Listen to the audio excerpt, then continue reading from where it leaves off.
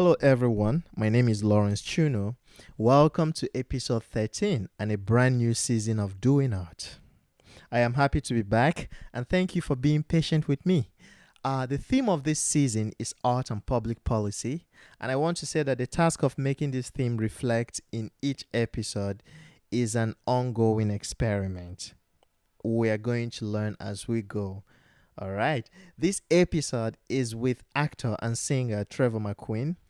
As you will learn from this conversation, Trevor and I both have links to Pittsburgh, but we had never met before this recording. Back in Pittsburgh, I knew him as a jazz vocalist, and coming to New York, I discovered he's a whole lot more than just a singer. He's also an actor, a playwright, and a songwriter. You can see why I would be excited to have him on the podcast. I enjoyed every bit of this conversation. Trevor was very forthcoming. He is very intelligent and he's also introspective, which lends itself very well to the podcast. By the end, I learned so much that will actually help me become a better artist, and I think you will see what I'm talking about. You can learn more about Trevor and his work by visiting the website of the podcast, doingart.net. There, I have links to some of his works. Okay, ladies and gentlemen, I present Trevor McQueen in your face. Take me to the world that's real. Show me how it's done. Teach me how to laugh, to feel. Move me to the sun. Just hold my hand whenever we arrive. Take me to the world where I can be alive. All right, Trevor McQueen. Hello. Right? Yes. Welcome to Doing Art. All right, we're doing art, aren't we? Yes, we're doing art. That's life is art, right? That's right. That's right. If you choose. If you choose, exactly. Yes, sir. Yeah. So we talked about your day and the stuff you're putting together. Maybe we should start from there. Like, what is Yeah. it? What's this project about? Well, this project is a culmination of a few years of comedy characters that I put together. Mm-hmm. And honestly, right now, it's not really a full project. It's not really a full piece. Yeah. I'm just sort of getting out with a camera, testing Okay. things out, just trying things out. I put together some characters in my head and wrote down some notes over the course of a couple of years. Mhm. And now I'm writing. Time's up. Yeah. And now Keep going, I'm sorry. writing some scenes and some sketches and trying to place them into different things.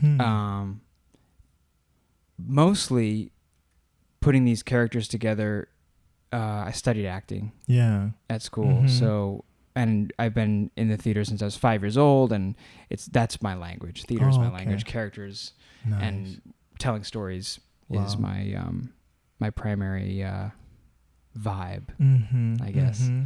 And putting these characters together, I'm sort of learning how to learning the process as I go. Mm-hmm. I'm not entering the process going, okay, I know everything that I'm doing. I know exactly what I want it to look like. I may have an idea of what Yeah. I want the finished thing to look like, but I'm never going to know, exactly what it will be Yeah. until I at least take the first step. So this is the first step with I these. see. Yeah. So, in other words, you don't want it contrived. You don't want it to come out all contrived. Basically, like you don't want somebody to be looking at it and saying, "Okay, this was planned." You want to build it up experimentally, kind of. Absolutely, definitely elements of experiment, but I want to allow room for learning, and I want to allow Okay. room for things to change. Oh wow! So I want to create a certain structure, Mm-hmm. like this one character that I have. This character we started shooting today. Mm-hmm. All he uses is the word moments, and he creates moments Interesting. using that word. Only that word. So I may see somebody down the street Yeah. and I may say moments, and instantly a relationship is created. Yeah. And then I can bring them closer. But Mhm. I'm the only actor. Oh, It's only me. Wow. So, today we had a bucket of fails. We had so Mhm. many things that didn't go right. A few things that went right. Mhm. But now I know Yeah. what I can work on for next time. Exactly. And at first it was a little disappointing because, you're not always going to meet the expectations Of course. that you set. So you try to set as few expectations as possible. Mhm. And then you go in and just try things out and Mhm. hopefully be free enough to allow things to change and allow things to grow Mhm.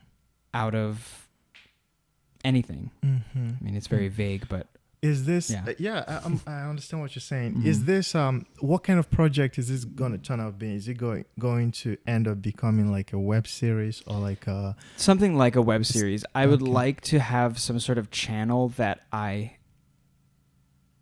can create, maybe on YouTube or on Vine or something like this, Mhm. and just pump these things out. Yeah. And once I'm not the type of guy who can just like throw something against the wall and then post it and see if it works and then Yeah. just post it for the Mhm. entire world to see. Yeah.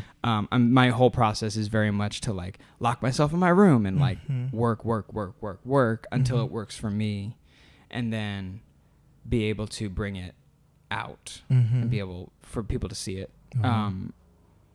That's I'm just trying to figure out the process I of the see. whole thing. I see. Yeah. That's good. So you said you had a lot of fails today, right? So, and I reserved this question for towards the ending, but Mhm. I think since you brought it up, it's something I would like to ask. Do you, as an artist, do you prepare yourself for failure? I have to Okay. a certain extent. Mm-hmm. I am okay. So I started in the theater. Started at 5 years old. Mhm. Did my first musical. Did my first show. Mm-hmm. I was 5 years old. Community theater, and I continued doing theater throughout my childhood. Yeah. And then I went off to school. Did theater throughout high school. All these Mhm. things. Then I went to college. Mhm. Studied in a conservatory. Mm. Very intense, strict environment. Mhm. Really learned Yeah. I learned a lot about the craft. I learned a lot about the history of acting and where everything comes from. And Yeah. we worked on the great plays and all these things. Mm-hmm. I learned so much in 4 years Mhm. that I sort of lost my imagination along the way. Wow. I feel like I learned a lot of great technical things Mhm. and a lot of things about my process and all these things. Yeah. But I lost a bit of that childish sort of Mm-hmm. run around, and if Yeah. I fall, I can get back up again. Mm-hmm. Mm-hmm. I got into this place of like, I got into this fear, this intense fear of failure, Oh. and allowing my fear Mm-hmm. to make decisions for me versus acknowledging that I have a fear, Yeah. and that fear is a fear of failure. Yeah. And if I can acknowledge that it's there, then I can at least say, okay, you're going to be here because we're all human. We Mhm. all experience fear. Mm-hmm. I see. Now I can, say, hey, take a back seat. You're still in the car with me. I'm Yep. reading Elizabeth Gilbert's book right now Mhm. called, oh goodness, what is it called? Big Magic, Okay. it's called. And it's about living through creativity Yeah. without fear. Hmm. And she talks about, keeping fear in the car with you on the road trip, because Yeah. we all have fear. We all experience fear. We know what that is. We're human. Mhm. If we didn't know what it was, we'd be sociopaths. Yeah. Keeping it in the back seat, but I'm the one who's driving. I'm the one who's making decisions. So I think I prepare myself for failure, Mm-hmm. but I know that I don't expect failure. Yeah. I expect to learn and grow through failure. Failures. Failure will be a part of anything that I do in some way, because not everything is perfect.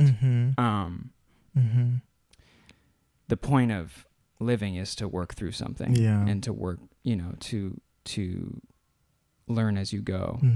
Wow. So I'm hearing a lot about your background. Maybe we should just go back to the beginning and and talk about how this person came to be.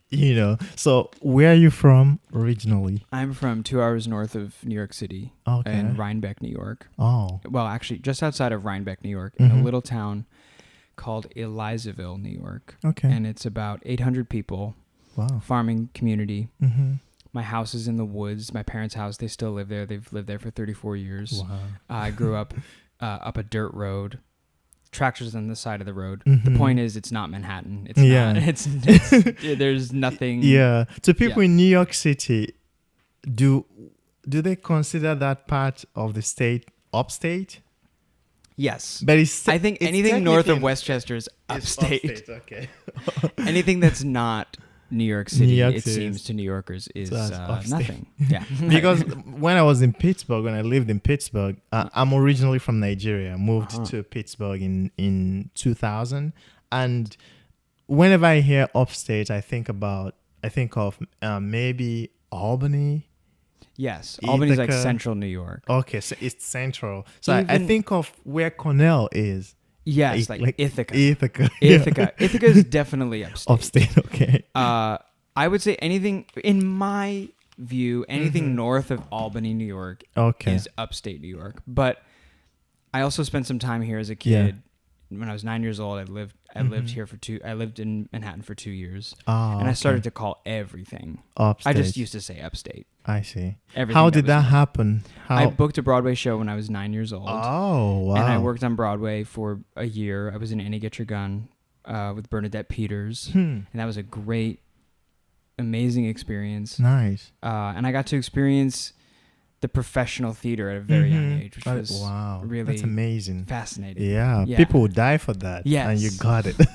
And I got it. That's really good. And it really set me up for a life of working in the theater. It's what I want to do. It's what I've always intended to do. When I was 5 years old and I did that first show, I just knew it. I knew there was something about it.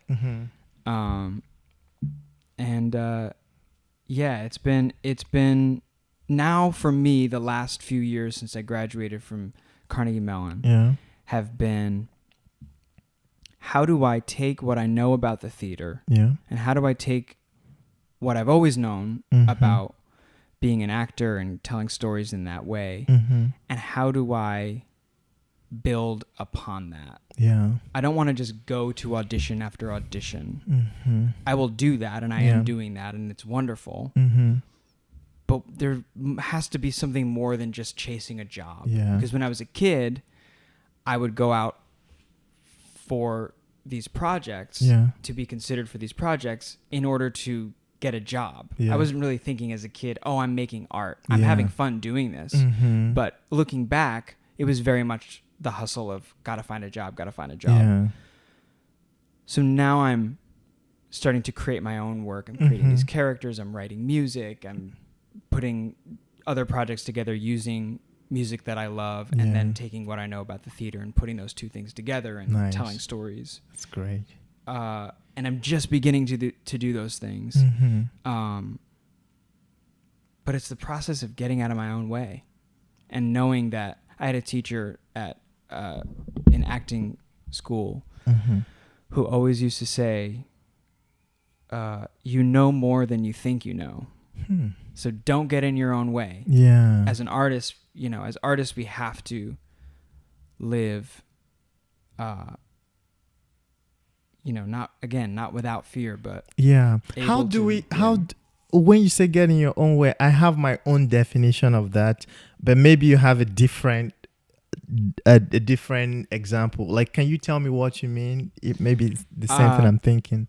Well, for me, for example, so I keep my guitar in my room, my Okay. bedroom, and I have it hanging up there on the wall. I'll pick it up. I'll start to play around. I've only been playing for about 3 months. Mm-hmm. And I'll start to screw around on it. And I'll start to like something Yeah. that I'm doing. And then I'll start to think, oh, well, maybe this is not what people want to hear. Yes. Wait a minute. That's What- exactly what I thought. Why you is meant. that Yeah, part of the exactly. conversation? It's 3 a.m. I know. You know, I'm in my PJs. Like Yeah. nobody's Yeah. listening Mhm. except me. So Exactly. that's my problem. Yeah. You know, Yeah. I'm creating a problem that doesn't even, Mhm. it's not even a thing yet. Exactly. But it's a thing now because I created it. Yeah. So okay. That's that's- what I'm thinking of. yeah. That's exactly what I'm thinking of. And that can apply to anything.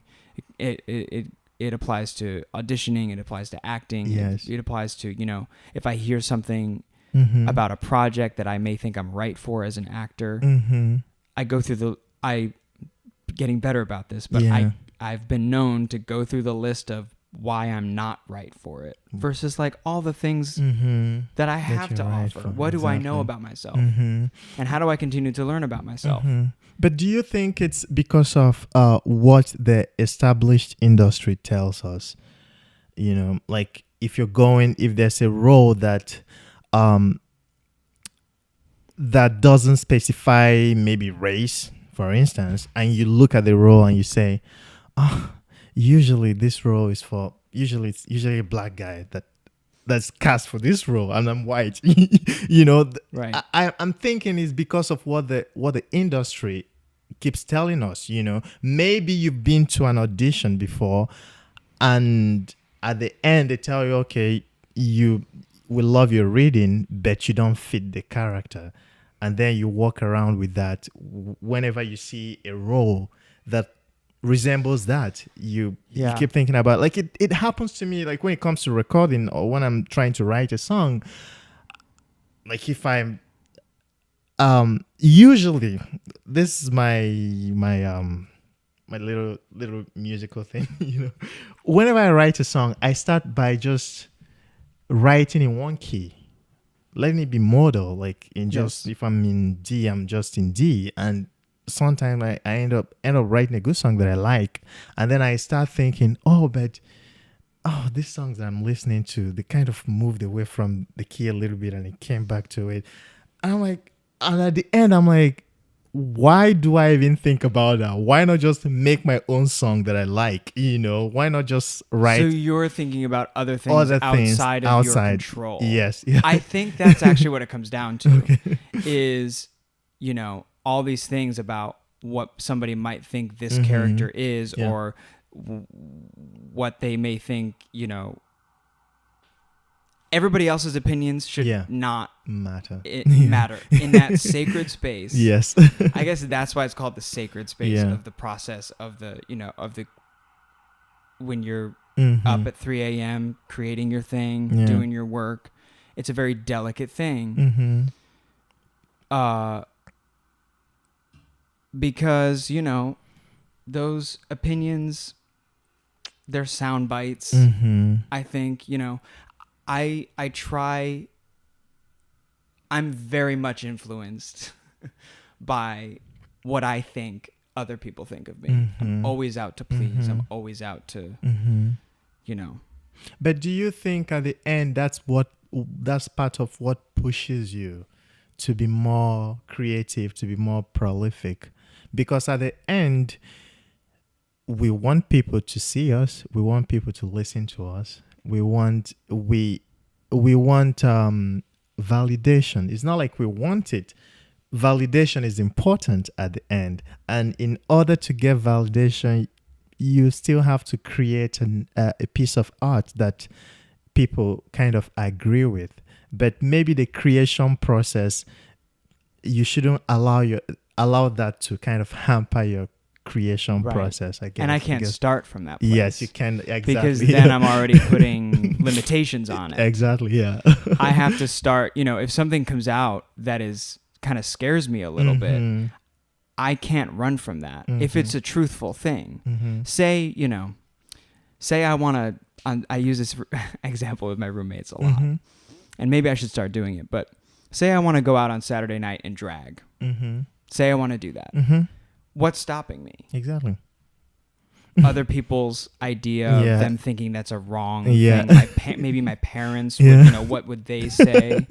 But like, God, put on a heel, please. So Heel and a suit. Oh God, I would love that, and I should do that. And I've been saying I'm going to do that for 4 months, but I still haven't done it. But like, so something's stopping me. So I have to take a step back and go, okay, if I'm doing something that's exciting to me, it's going to be exciting to somebody else. Yes, true. And if it's not exciting to another group of people, it's just not meant for them. Or they're not ready for it. Yes. And maybe some other time they will be. Yes. But if something tickles me, and if something makes me go, oh, or makes me feel a little nervous, I'm generally on the right track. I just have to power through it. Yes. Yeah. Yeah. Your art tribe is out there. The tribe you belong to in art. They're already out there. We just have to find each other. Okay. And you can only find each other if you're doing it. If you're there, that's why I love that this show is called Doing Art versus Making Art. Making it, yeah. Because I thought about that on the walk over here. I was like, doing art versus making art. Interesting. Yeah. The doing is how you make. Exactly. The doing is how you complete. You have to start by doing.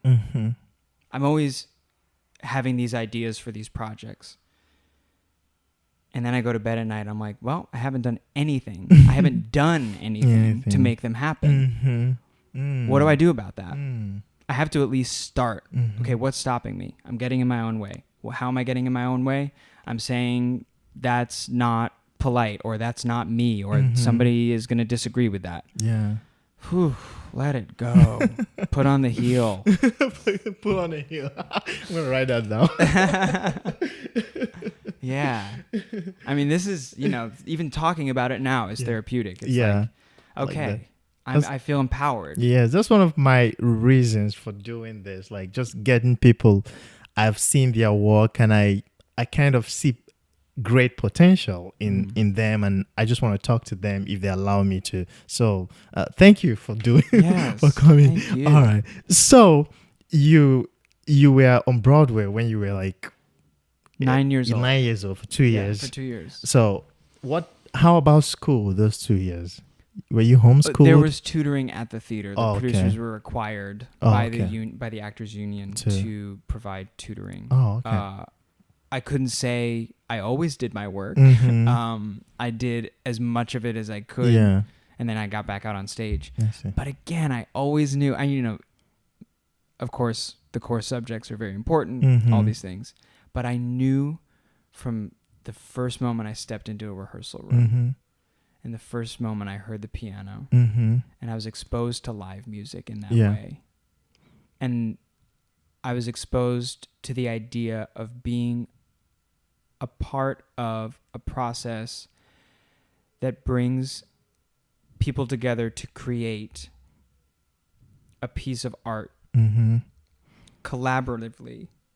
I knew that was something I had to be a part of. There was something about it. And at the time, I was 5 years old. I didn't, I couldn't quite put my finger on it, but it made me happy. So I continued to do it. But looking back, I sort of go, oh, wow, okay, there was definitely something bigger at play. True. And, not that school is, of course, very important, but I knew that I had to be doing this. Wow.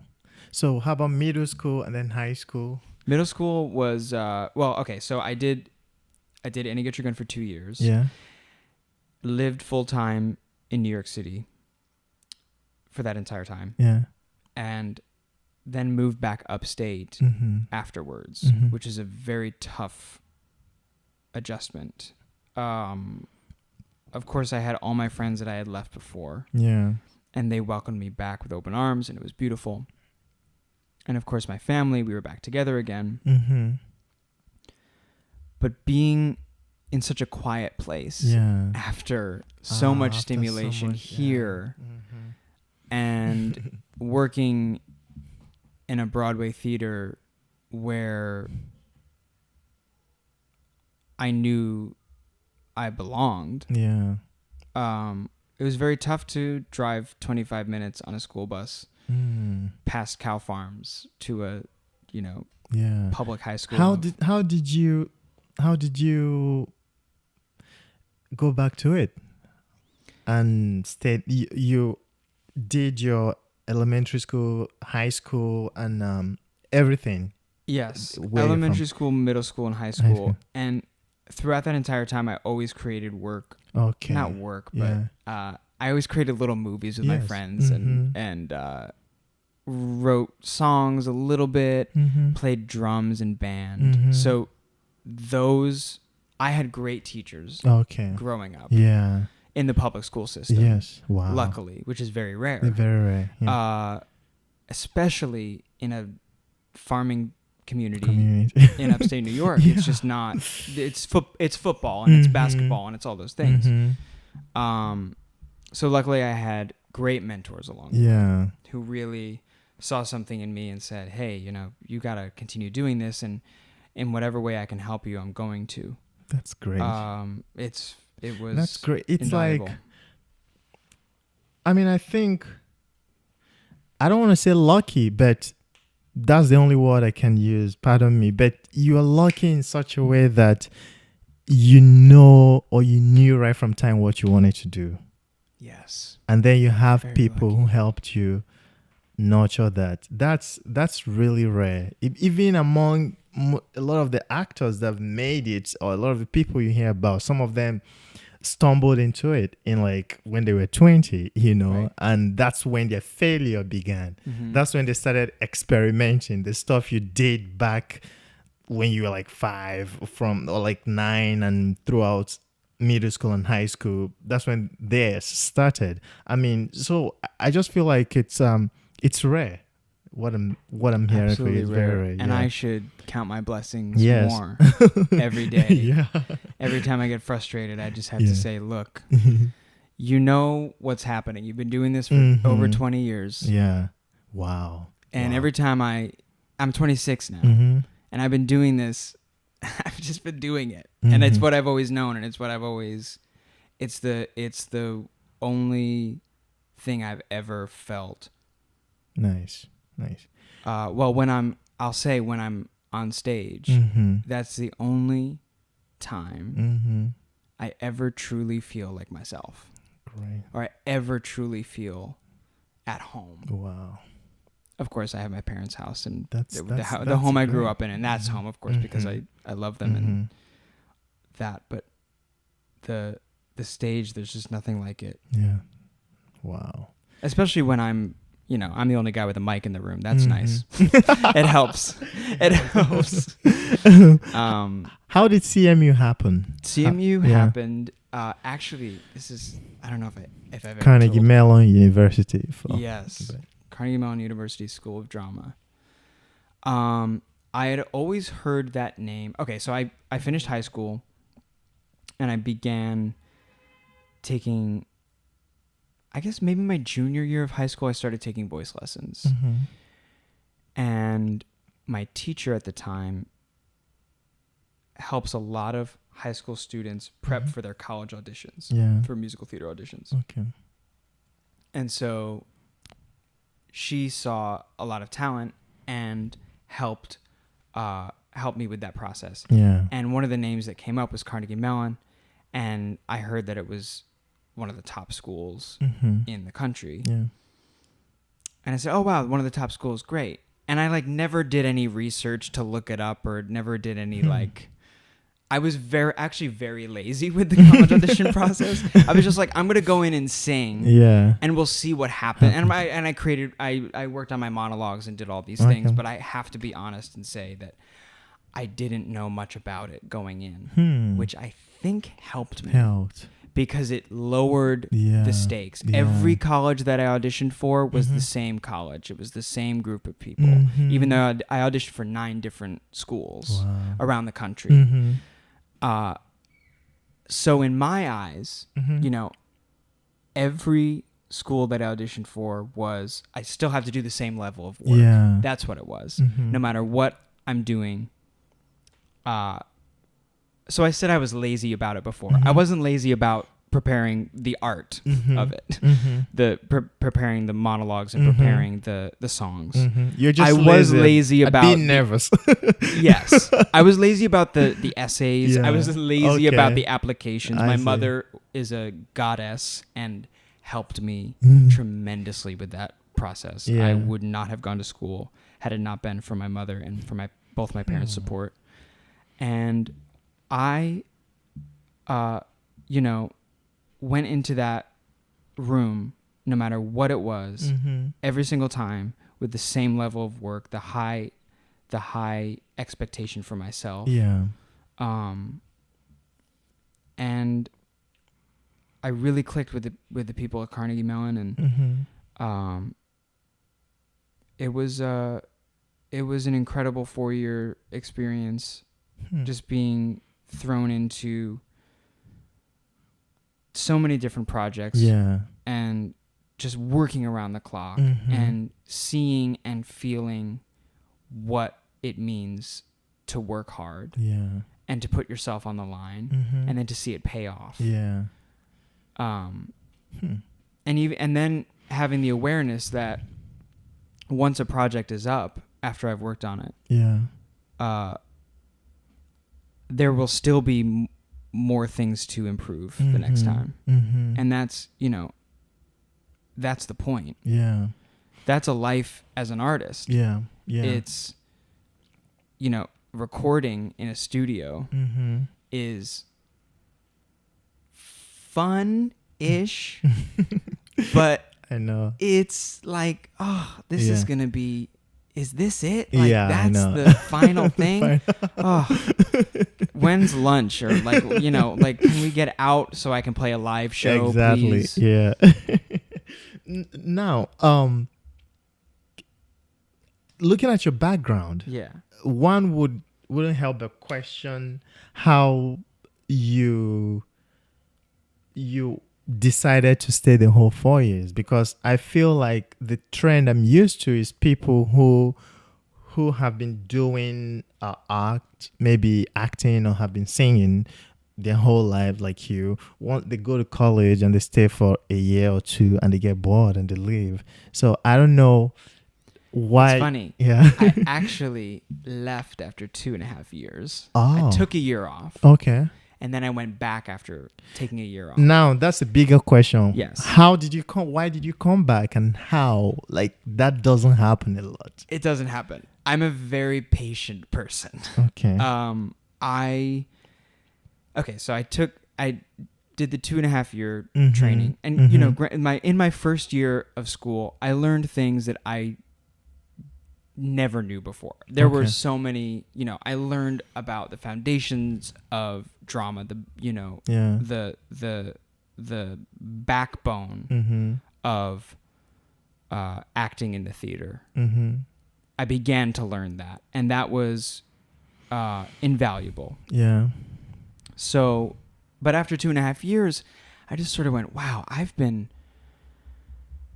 in acting school or in some type of training Mm-hmm. since I was 5 years old, and I'm a little burnt out. Yeah. And so I just want to go to New York and have a different experience and Okay. do something, try something fresh. Yeah. Try something new for a year. So, like a crazy person, I took a year off Mhm. and I started working with a production company, a Mhm. Broadway production company in Okay. Midtown, Okay. producing a new musical and producing Broadway shows and Yeah. national tours. And at the end of that year, Mm-hmm. well, it was one of the darkest years of my life.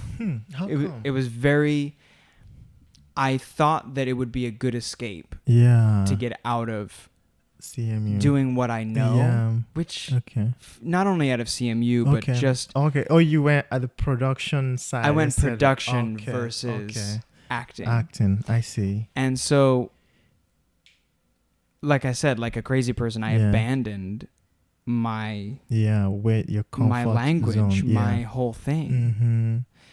everything that I knew. Why? What made you take that decision? Or make that decision? Wow, I'm going back on my words now. I said I was a patient person, but I was actually getting impatient. Mm-hmm. It's totally understandable. I wanted to get to New York. Yeah. And I wanted to start to make things happen for myself. See. Okay. And I thought maybe, wow, if I can get... I was offered this producing assistant job. I see. And I said, wow, maybe if I can get in that way, that would be... Then I could work on the projects that I want to do, and I could get these auditions, and I could act and happily ever after. Yeah. But when you're a producing assistant in a very high-paced environment... fast-paced environment and a high stress level environment, people only see you as the job you're doing. Yeah. People only see you as a producing assistant. Yeah.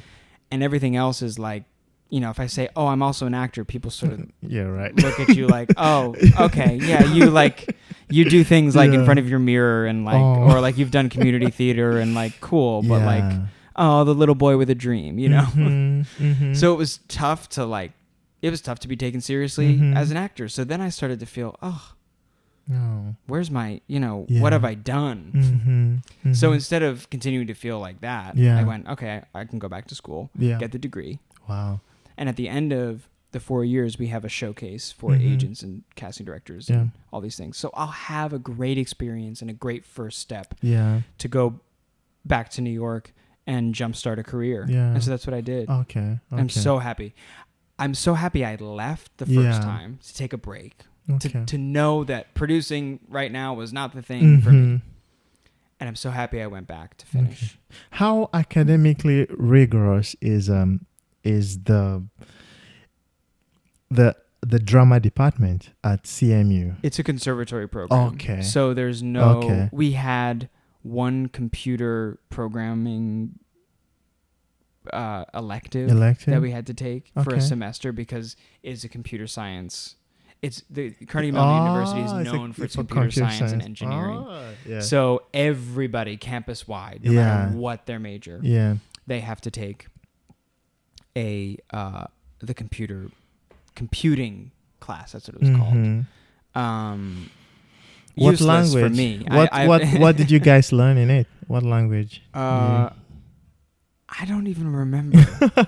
Did you have to take? It was first semester freshman year. I see. Did you have to take math classes? No. Wow. No. So it's like conservatory. It is the Greeks. Yeah. It's the Shakespeare. It's the Restoration. Then it's all the So, how about modern American theater? Would I say theater pioneers like Is it Meisner? Do you have it? We did some Meisner technique. Adler? Yes, some Stella Adler. Okay. It's interesting though. That program is interesting because the acting technique that they teach is a hybrid of all of those things. Oh, okay. There's not one technique that they subscribe to. We are asked to read books on all of them. Yeah. And we can do those things. But that's actually one thing that I wish we actually spent more time on was the different techniques and putting them to use. Yeah. I think we did, but we didn't talk about the fact that they were the blank technique or the this or the that. I see. But I will say, in that way, it was nice to find your own process as you went along and find what worked for you. And I think as actors in that program, students can go farther with that. I think they can be encouraged to go farther with that. Yeah. Finding out, asking the right questions of yourself. What makes me? Like how, when I am the most authentic, what am I doing? And investigating yourself. I mean, that's a lifelong thing. The point is to, if you don't know the answers, ask the right questions. That's just what I'm trying to do. Yeah. That's great. I have to say that up until today, I didn't know that. I didn't know about all these things you're telling me. I mean, I never met you. Yeah, Yeah, never. It's the I first know time. about you. Yeah, We've so known each other for like 20 yeah, minutes. yeah. But I've known you on Facebook, and I sometimes I just go on Facebook and I look at people that are into music too. And I remember, I think maybe the first week I moved here. Before moving, I can't remember. I think I added you on Facebook. I was just looking at people, friends of friends who are in New York, and I asked you for like a place where I could go to do like open mic or something, like sing standards, and you helped me out. I haven't had the time to do a lot of those anyway, but I just thought you were a vocalist. Yes. You know, only a vocalist. Yeah, only a vocalist. Yeah. That I didn't know that, and so I actually have learned a lot about your lot of different things. the other different things, but I still want to learn about your jazz. I know you are somebody who sings standards from looking at the things you post, and I think now, having seen you closely, I think I've seen you sing at I lived in Pittsburgh for The 15. Fairmont. Yes. Tanya Grubbs. Yes. I think I've seen you there. Yes. Okay. At the Fairmont Hotel in downtown Pittsburgh. Okay. Yes. I used to play there once every few months. Oh. Okay. When I was going to school. Yeah. Okay. And that was a great gig. They're really good over there. Okay. It was really good. I guess when I finished that year, taking that year off, I went back to school, and instead of I always have to complicate things. So instead of just completing one final year of school, I said, what can I do in addition to that that will bring me some joy in the city of Pittsburgh? And so I started to meet a lot of musicians and put music gigs together and sing the standards and play jazz gigs at restaurants and bars and that hotel gig. Yeah. But I've always loved singing. I've always loved music. Okay. So that's... And you also work as a vocalist in the city. Yeah. You know, so how did that happen? Like, do you have an agent? And I don't currently have an agent or a manager or anybody. Okay. I'm actually completely unrepresented across the board. Yeah. I've been doing some shows, writing some music, recording a little bit.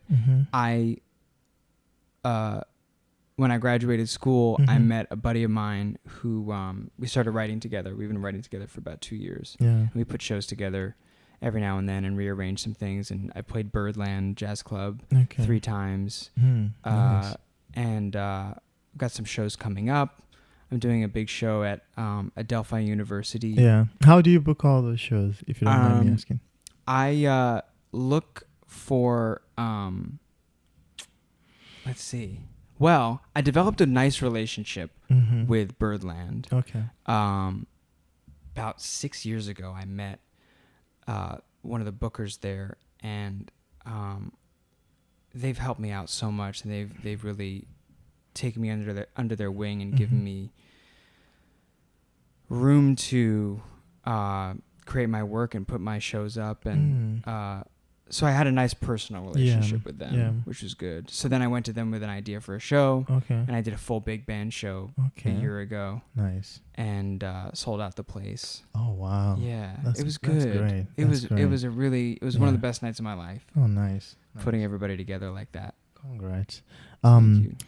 What do I want to? I want to talk about. I watched one of your music videos. Yeah. The song is some old standard, but you sang it you did it in a very modern way. Take Me to the World. I think that's the name of the song. That's a song by Stephen Sondheim from 1966 TV movie called Evening Primrose. Okay. And it's also stage musical. Yeah.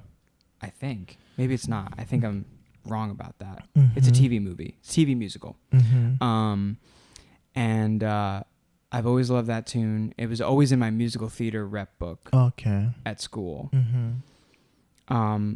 And it's usually done as a sort of lilting ballad. Mm-hmm. Take me to the Mm-hmm. world. But I wanted to like give it some Yeah. heat. So I got together with my collaborator, Angelo Di Loretto, Mm-hmm. and we put together that arrangement Okay. and put the musicians together. Oh, nice. Yeah. Nice. It's nice. I really Thank liked you. it. Yeah. Okay. A question that I don't want to forget. Let me Yeah. ask it. I was looking at your website and it has a theme. It has this theme of like a workshop workshop theme. Oh yeah. Yeah. So Oh, it has that's Coca-Cola bottles and all this Yeah. thing. So, and I was trying to, I couldn't even get to like your music. I couldn't find your music. Yeah, Any it's still, recorded. still under construction. Oh, it's not Yeah. still on. So, what's the theme about? That theme dropped into my lap. Okay. I brought my friend Lauren up for a photo shoot. She's a Mhm. musician, vocalist, and a songwriter, Yeah. and also a great photographer. She took all those photos. I Okay. brought her upstate to my Yeah. parents' house. Okay. I said, why don't we rent a car? I'll bring you up, make it worth your while. We'll Yeah. just drive around where I grew Mhm. up and see what strikes us as interesting, Yeah. and then shoot. And we found that Coke machine at Mhm. in a friend's barn. Yeah. And we just started creating these scenes, Yeah. and we realized that all the things that we were doing Yeah. was this same theme. It just sort of like came out of nothing. Mm-hmm. And then looking back, it's like, wow, that's actually a very truthful thing, Yeah. because I am a work in progress. We're all Okay. works in progress. I like it. And it makes so much sense that I would be in a shop. By the Yeah. way, that shop Mhm. is my parents' basement. It's my Mhm. dad's tool shop with Oh, all wow. those crazy tools and all that Mhm. stuff lying around. So we created that, what does it mean to go to work? What does it mean to be caught Yeah. in the middle of doing work? Mm-hmm. What's interesting about that?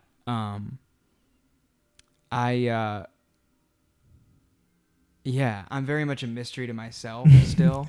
So like, it makes sense that there'd be a picture of me at a sink, sort of like washing up the evidence, or like, I don't know, cleaning up, destroying the evidence. Destroying the evidence. So it makes sense. Okay. And the bringing all those pieces together Yeah. in the website, I think works nicely. I'm glad you Okay. took notice of that. Yeah, I took 'cause- notice. And one other question I wanted to ask you is about Third Space. What's that about? Third Space is a There's theater a lot I company. want to ask you. Maybe this will be part one. There's I a would do lot. another day. Well, there's a lot I've started and haven't completed, so there's just endless things to talk about. Yeah.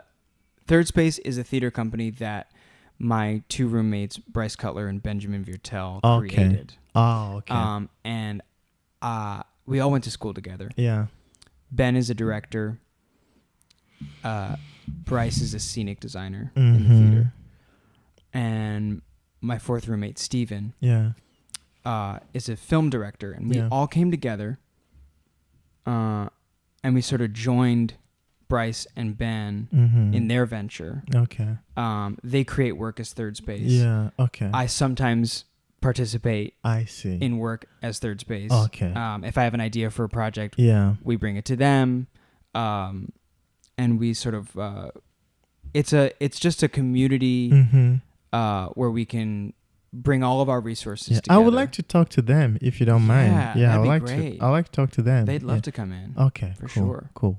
Maybe all four of us. Yeah, it does. That'd be Yeah, fun. however you guys want it. Yeah, That'd be but great. I only have one microphone though. We can Oh move it yeah, around. we can all Okay. pass it. Okay. Yeah. Yeah. One other thing about music. You're playing the guitar now. Yes. Okay.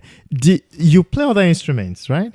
I play a bit of piano, but I Okay. grew up as a percussionist. Okay. And What a do you mean tap a bit of piano? What does that mean? What?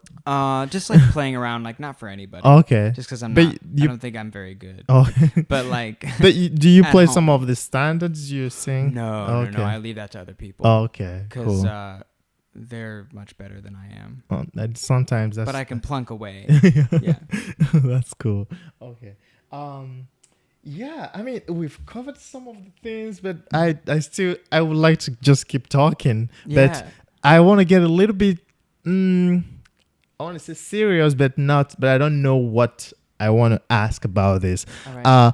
Like the theme of this, I would say, season of the podcast is art and public policy. So I don't know where we want to dip into that, Well, what an interesting time Yeah. in this world right now in this country. So I know that historically, especially in this country, art has influenced public policy. Like when you do art, have you, like when I write songs, I don't want to be controlled. Like I just write whatever comes to me. But sometimes I worry that maybe I should be adding stuff that has to do with the times. I should be finding a way to channel my creativity towards what's happening, So I don't know, does that ever happen to you? Like, do you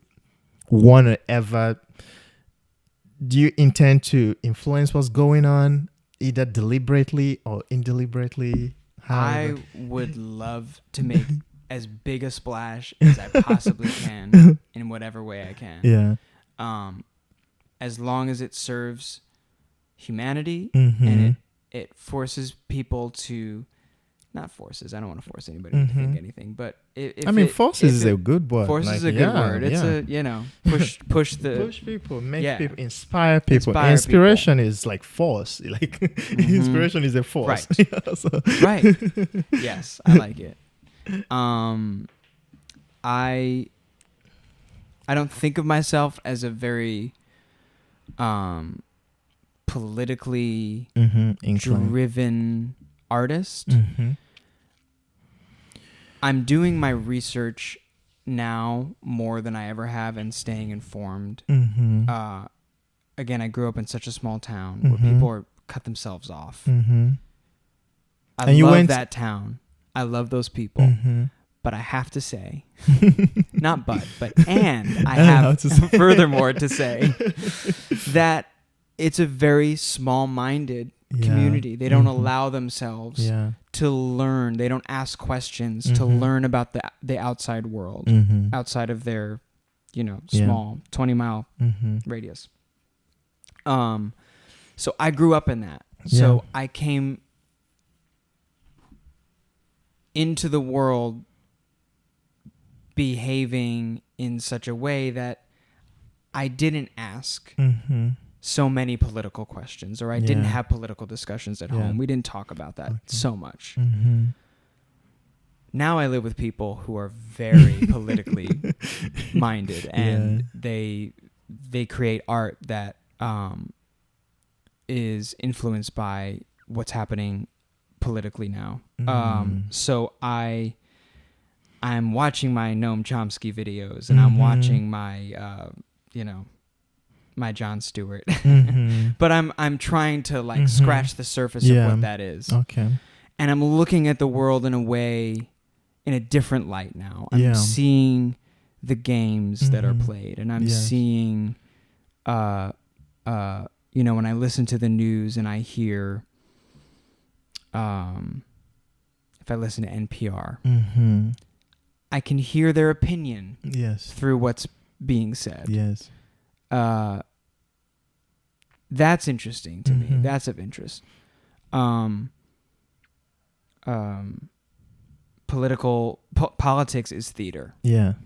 And so I'm finding the connections between what I've always known in my life, theater and telling stories, and politics and what's happening in the world. What people do to get what they want. Wow. What I'm hearing is that before you were a little bit indifferent about whatever it's going on, but now you're becoming more aware. Do you think there was a reason why you were indifferent before, or do you think it's just because of your environment, or do you think it's just because of who you are in the society? Do you think there are other people who might not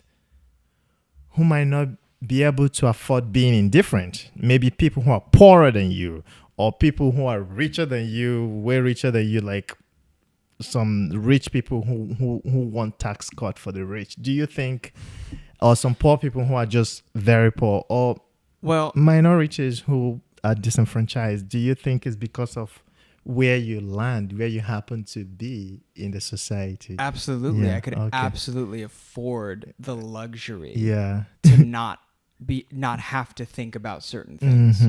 Absolutely. And I'm aware of that. Yeah. The turning point for me has been, I have 60 more years to live.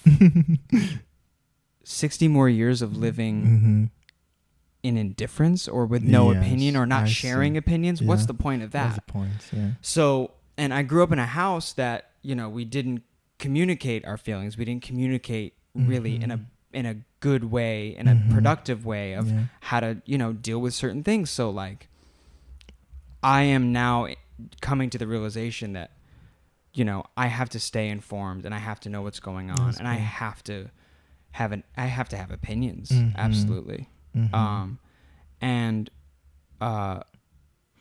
you see that influencing your art more? Yes. Okay. Absolutely. If I walk down the street and I see somebody walk by me, different race, different age, different set of circumstances, I take a moment. I try to do this as often as I can. It's hard in New York because there's so many people around, and to take in so much energy in one day is exhausting. But I try to make eye contact with people. And I'm very much an observer. So when I see somebody walking down the street, I try to put myself in their shoes. I never will be able to. But I try to take a step back and go, okay, because I moved into this neighborhood, there are some people who can now no longer live here. They can no longer afford to live here. I am part of that problem. I have empathy for that. I take time to think about that and to start conversation with people. Say hello. That's like... in such an age where I can just pull out my phone and disengage. Yeah, disengage. It's so important to start at home. My home is 149th Street. So start at home. Say hello to the people. Make friends. Wow. Just stay curious. Yeah. That's the big thing. And I grew up in that sheltered, white bread, farming community. Luckily I had the theater to scream a little bit, let some of that energy out. But I grew up in that world. So, and I've seen people sort of stay in that world, until they die. And that's just not what I want. So if I'm going to spend 60 more years on Earth, I need to know where I stand. Yeah. Nicely said. Now this is the time for your embarrassing story. Did I tell you about that? Yeah, okay. This segment I call it "No, You Didn't." It's or NYD for short. No, you didn't. All right. So. Okay. An embarrassing story. Yeah. Okay. In high school, it always starts that way. In high school or in middle school. I worked at where did I work? What was it? I worked at a haunted house, haunted hayride, that every fall, from September until Halloween, they hired actors to come in and tell the story. It was a whole script, and the hayride would go through. It was this elaborate thing. It was really, really well done. It's great theater. I was hired as a swing, so I would cover all of the different roles in the place. So I never had a boring moment. I never did the same role twice. It was very exciting, and I wanted that. I wanted to like stay on my toes. So one night I was hired to play the role of Bat Boy, and Bat Boy. Okay, Bad Boy. Yes. Okay, B-A-D. B-A-T. B-A-T. So I was this half boy, bat. half bat. Okay. And I had this black cape, and I had all this crazy makeup, and I had just like, it was beautifully done. Airbrushed makeup, really looked great. Yeah. And the best part about this gig was that I was supposed to fly on a zip line from one tree over the path of where the hayride travels to another tree, to another post on another tree. And there was a queue where I had to, step off. Anyway, so what happened was this zip line started to sag, sort of like lose tension throughout the night. Oh my god! And I'm working from 8, or no, probably earlier than that, like 6:30 in the evening until like 2 in the morning, like very, very long night. This thing starts to sag, it starts to bow and lose tension. And so I see this tractor coming by, and I'm ready. I'm waiting. I'm very excited. I'm ready for my big moment. I'm ready for my cue. Were you supposed to jump into I'm supposed to jump. Yes, so I'm supposed to jump from one tree to the other. Okay. It's simple as that. And like scream as I go. And the hayride stops below me for for the cue, and I wait for the cue, and I step out and I go, I do my whole thing, and I try to get enough momentum to get to the other side, but I miss the rope on the other side, and so I fly backwards. Oh my gosh! And it's really, I wasn't in major danger. Okay. But the point is that it looked extremely awkward. That was, I guess, the point. And it was, I like to be smooth with my things. I like to, I like to have all my stuff, all my ducks in a row. I'm Virgo, so I want to have everything, perfect. So I go out and I push off and I fly back, and I just land in the middle of this line. And I'm just dangling there above a hayride full of people who want to be scared, and they're just laughing at me. So I'm on this harness, and I'm just rotating and dangling. Oh my gosh! And then the tractor speeds off, and they're all pointing and laughing. Oh, they were just. It was very embarrassing. The theater always comes with. Yes. But you have to be ready for it. Absolutely. I tried to make the best of it. Oh wow, that's a nice story. This next part of the podcast is a game. It's a game I made up. It's called Turn Up or Mute. All right. Like something you like, you turn it up. If something you don't care about, you mute, and we can talk about it. Adele. Turn up. I love Adele. Okay. I'm not fully. Oh wait, do I you talk could about talk. it? Oh No. yeah, great. So this is a conversation starter. Great. So I'm not fully aware of all of her music. Yeah. But I love that she has been able to write complete 3 albums in what? 19, 21, and 20, now 25. 25, yeah. In and taking her experiences and putting them into that, into those works. That's why do you think she's such a phenomenon? Why do you think she's so embraced? Or is it just, I don't know. There's just something about I- some people. Yeah, It's- true. But I keep thinking if she were American, I don't know. I don't Interesting. know. I don't want to say that, but I just think there must be something about her. Is it because she appears not to be trying too much, even though she probably works her butt off because She her works her butt songs off. are on point, but she appears like It's not- polished and it's yeah, fluid and it's yeah. That's very yeah, that's engaging to people. She Yeah. has the full package. I mean, she can Mhm. sing incredibly well. and, yeah, she plays and she writes a mean song. I Mhm. mean, it's yeah. it's Great. everything you want. I think her whole I wouldn't want to say shtick because I don't Mhm. want to devalue what she does. Mm-hmm. But she writes a sad song, Mm-hmm. and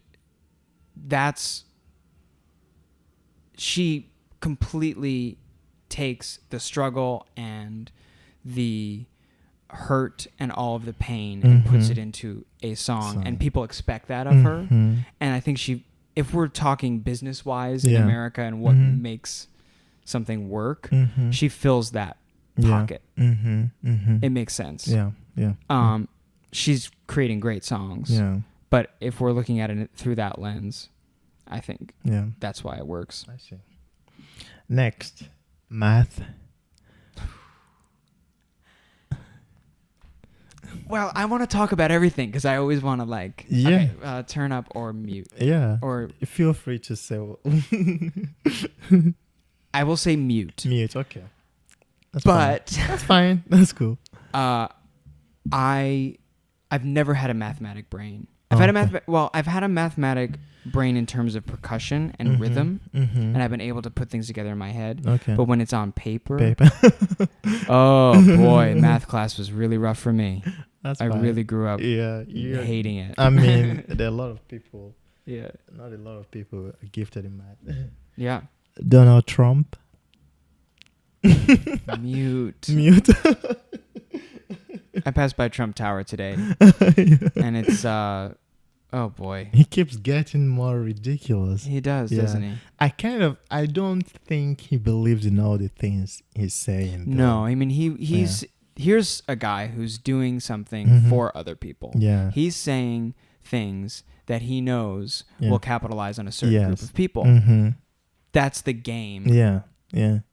He's an entertainer. I mean, He's an entertainer. yeah. And when it comes to, like, if I comparing him to somebody like, if all that it's left is between Trump and Ben Carson, Mm. I would go with Trump because I just know that he probably doesn't believe in all the things he's saying. But somebody like Ben Carson probably believes in all the bullshit.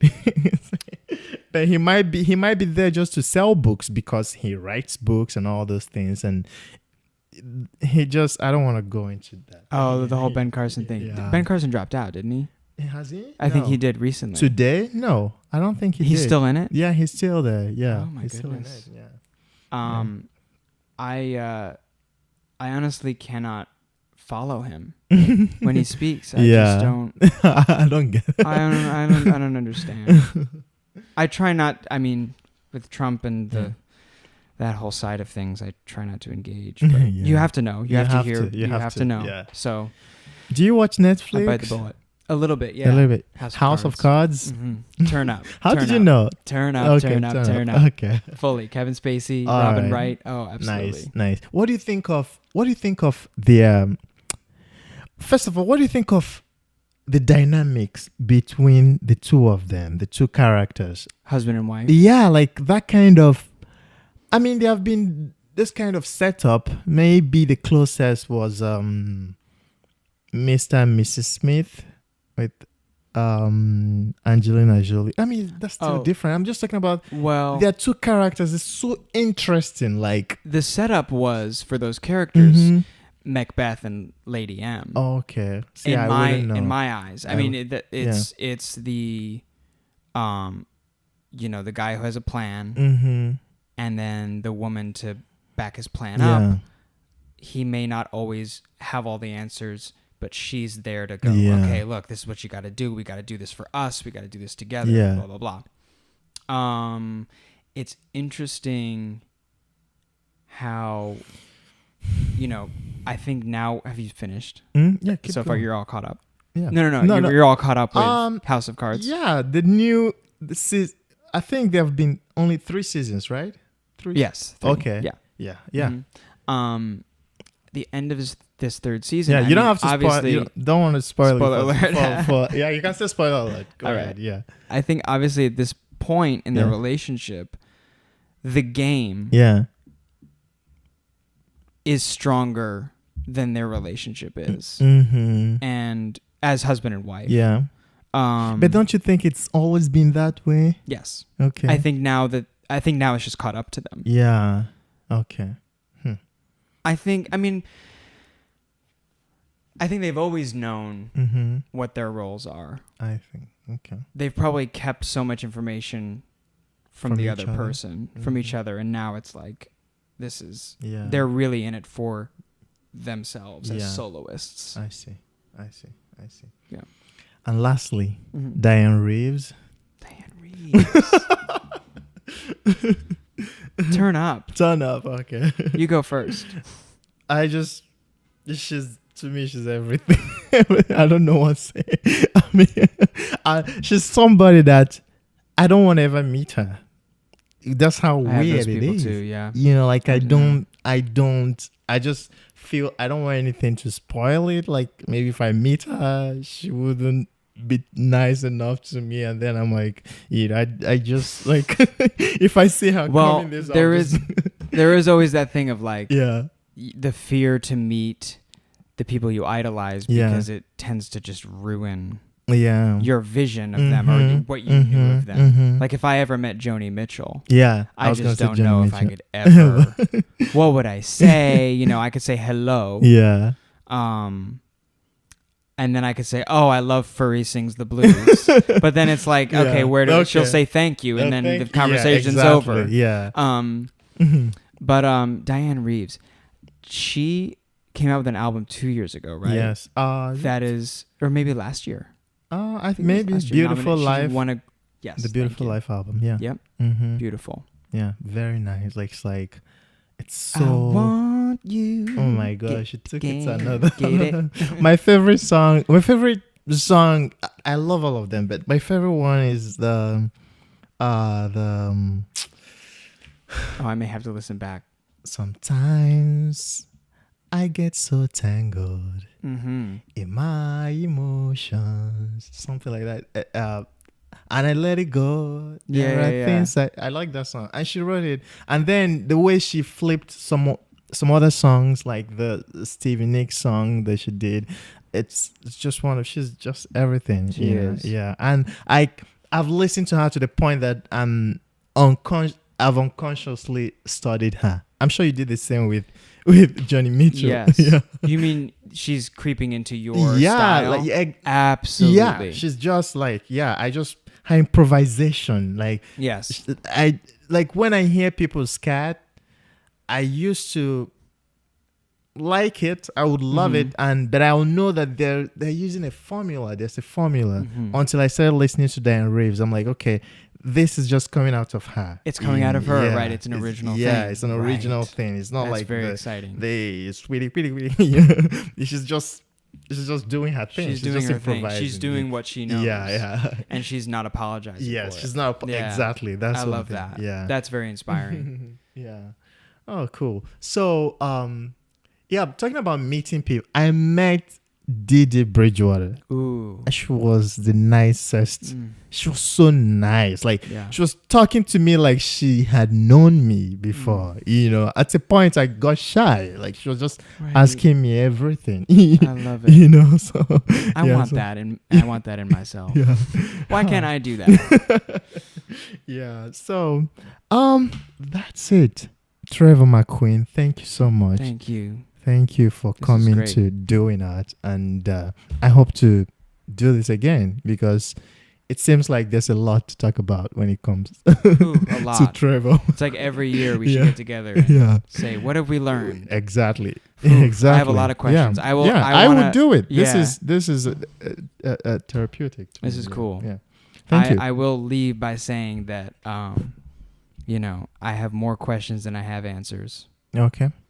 So it's an ongoing thing. And, even just doing a podcast, I was a little nervous because I was like, oh, I don't know. Is this your first podcast? First podcast, okay. Yes. I was nice, right? I was gentle. Yes, it was excellent. So gentle. But you know how to ask the questions. I can see behind your eyes. You know how to ask the right questions. Thank you. It's great. Yeah, thank you. Yeah. All right. Later.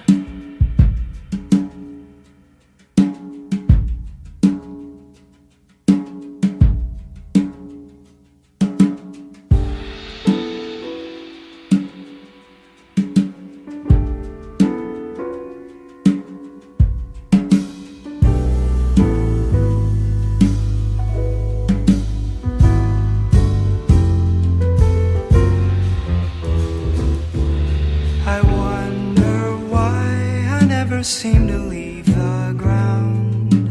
What if I am never meant to find my own true sound? Now I have wings, you left them at the lost and found. We finally found the way to fly.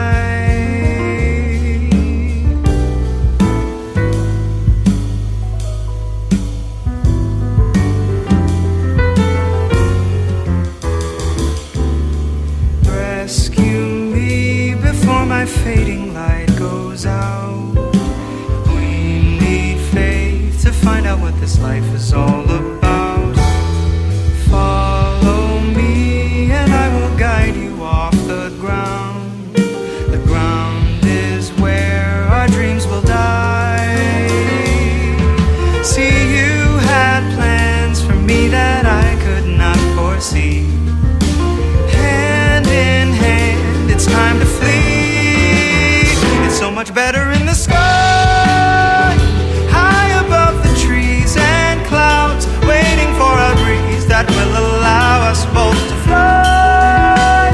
It's so much better in the sky, soaring over what we know, looking toward the future and how far we have to go.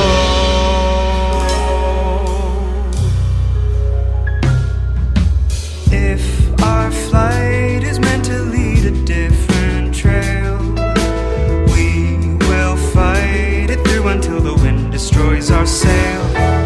Let's find our place above the clouds where we can fail, and weave a tale for all to know. Someday soon the door to love won't need a key. I found my purpose and I'm free. It's so much better in the sky, high above the trees and clouds, waiting for a breeze that will allow us both to fly. It's so much better in the sky, soaring over what we know, looking toward the future and how far we have to go. I hold my hand out and you catch my eye. My mind is racing and your pulse is high. The two of us together can touch the sky. Just watch us fly.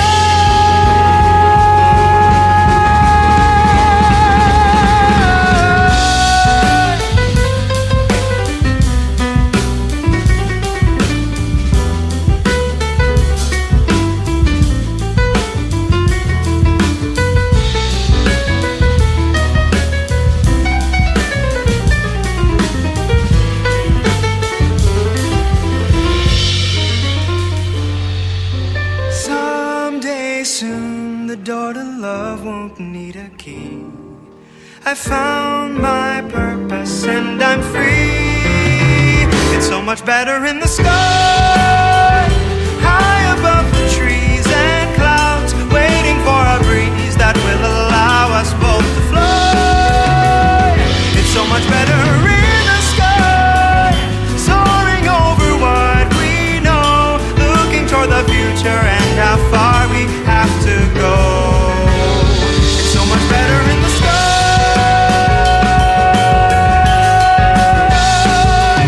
in the sky.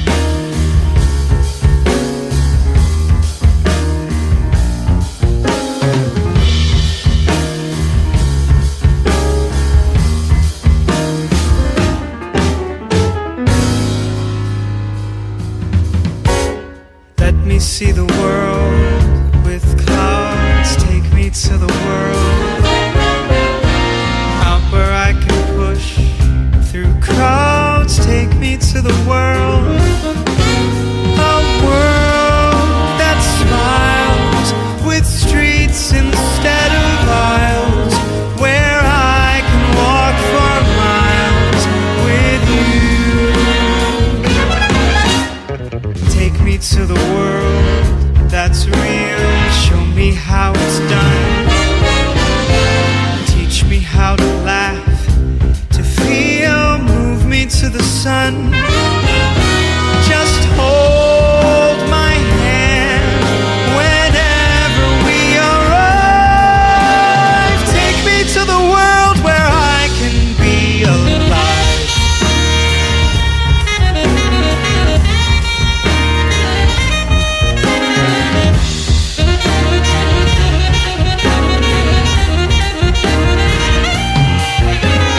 Do you want the world? Why then you shall have the world.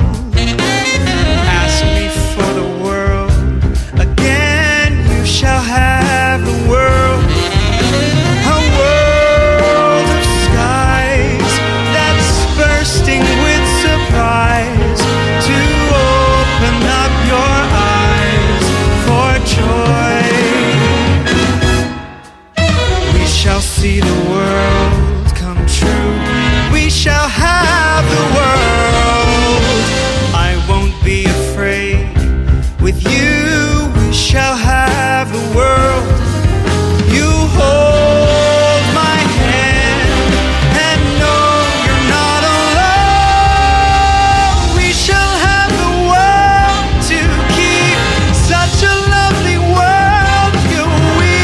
We shall have the world forever for our